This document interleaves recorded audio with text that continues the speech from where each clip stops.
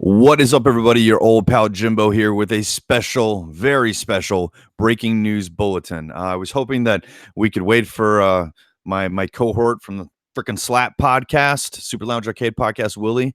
But this is just breaking news here, so this is not an official episode of the Slap podcast. It's just me here, host of Retro Game Lounge, talking about some freaking epic Turbografx 16 mini game news. The game list has been released. The tentative price, at least the ballpark of the price has been released. The release date, all of that has been put on the table. And for anyone not in the know, I wanted to get that out here to you guys to let you know what's going on. So let me bring up my little cheat sheet article here so I can tell you guys what the dilly is.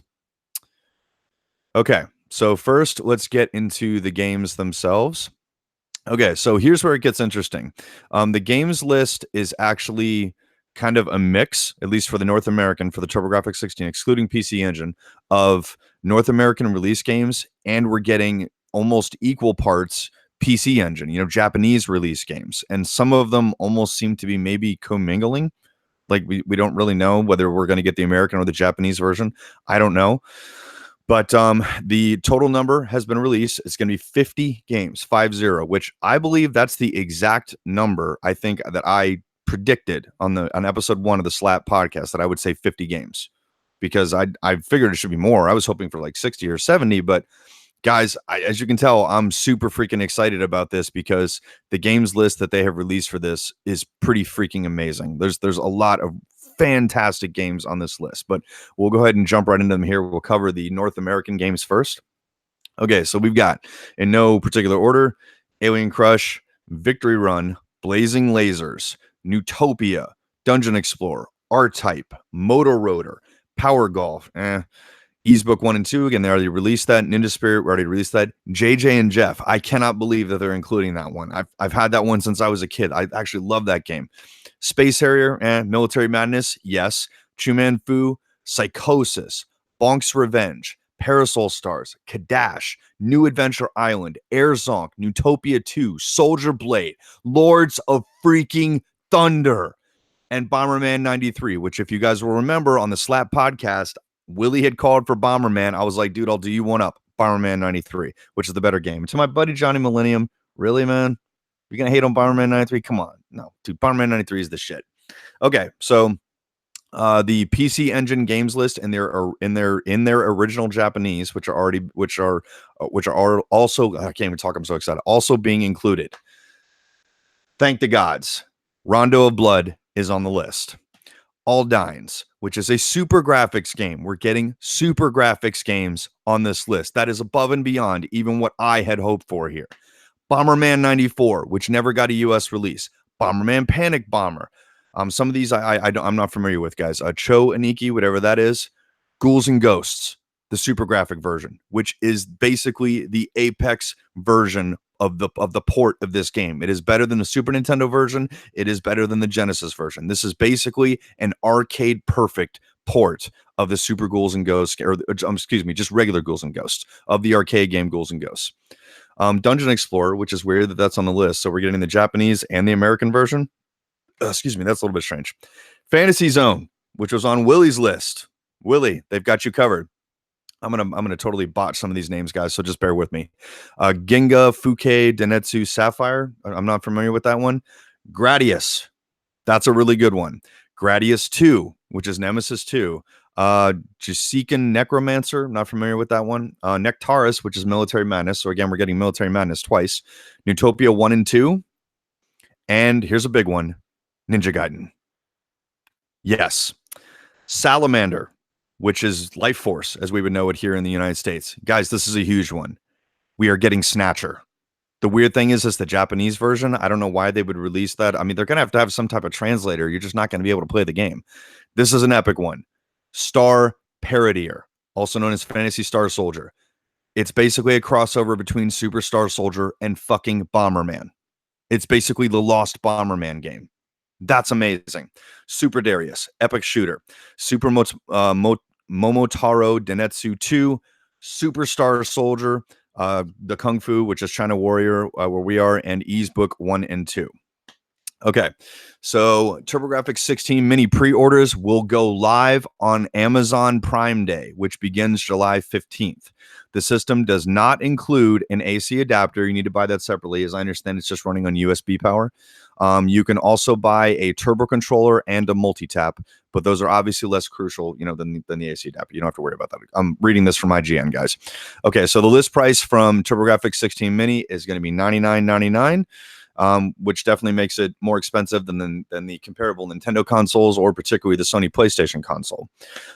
So it's definitely priced higher, than its competitors, which is totally fine. Because as far as I'm concerned, guys, the games list on this is fucking amazing. Like, this has gone way beyond what I had hoped for. I cannot believe that not only are we're getting Rondo Blood, we're getting some, we're getting freaking Star Parroter, we're getting Salamander, we're getting the Life Force games, we're getting fucking Ninja Gaiden, we're getting all these things that were not released over here. But on top of that, we're getting Supergraphics games. That is just fucking home run, dude. Just out of the goddamn stadium. I said this on the Slap podcast. I'm going to say this again. I don't give a shit what anyone else says. Konami won E3, and this confirms it.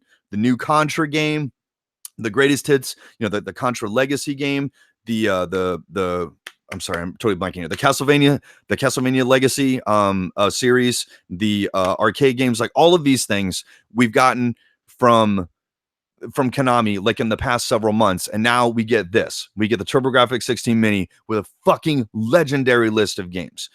There are a couple games that they left out that I think are a real mistake. Guys, we don't know why. This could be as simple as licensing. I'm sure it probably was. The name at the top of that list, Splatterhouse. That's a Namco game. Hudson/Konami, they don't own that. So maybe Namco didn't want to give them the rights. Maybe Namco's planning on releasing something on their own. We'll never know. Like, all that's going on behind the scenes. My buddy Johnny Millennium actually made a really good point. This is one I was hoping would be on the list. Legendary Axe or Legendary Axe 2. That was kind of a strange omission. That's as far as I know, those are owned in-house. I don't remember. Did I see Bonk's Revenge was on the list, but did they have Bonk's Adventure? Let me double check it. Maybe I missed it. No, Bonk's Adventure is not on the list. That is really strange to me. Like, why would you include Bonk's Revenge and not include the first game, which I know I may be in the minority in this, but in my opinion, that's the better game. And on the same token, again, I made this same point on the Slap podcast. If you haven't checked it out, guys, I'm going to include a link in the description where Willie from Arcade USA and I go over this. Why wouldn't you include all three games? And on the same token, like, why wouldn't you do the same for Superstar Soldier? There's 3 games in the series. 4 if you count Star Parroter.